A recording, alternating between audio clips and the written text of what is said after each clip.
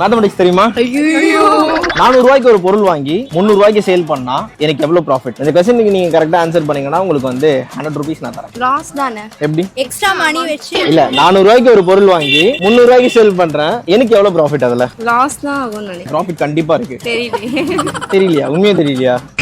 100 rupees ப்ராஃபிட்டா? 400 ரூபாய்க்கு ஒரு பொருள் வாங்கி 300 ரூபாய்க்கு சேல் பண்றேன், எனக்கு எவ்வளவு ப்ராஃபிட்? 400 ரூபாய் ப்ராஃபிட்டா? நீங்களே சொல்லிடுங்க. ஓகே, நான் என்ன क्वेश्चन கேட்டேன்? 400 ரூபாய்க்கு ஒரு பொருள் வாங்கி 300 க்கு சேல் பண்றீங்க.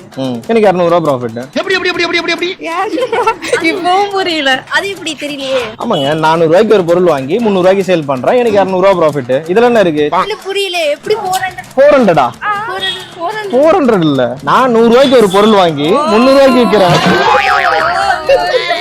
நான் 100 ரூபாய்க்கு ஒரு பொருள் வாங்கி 300 ரூபாய்க்கு விற்கிறேன், எனக்கு எவ்வளவு ப்ராஃபிட்? 200. கரெக்ட் தானே? கரெக்ட் தான். கெஸ் பண்ணுவீங்கன்னு நினைச்சேன், மிஸ் பண்ணிட்டீங்க. எல்லாரும் நம்ம சேனல் ஃபாலோ பண்ணிருக்கீங்களா? 4 பேருமே ஃபாலோ பண்ணிருந்தீங்கன்னா ஒரு கேஷ் கிவ் அவே இருக்கு. நான்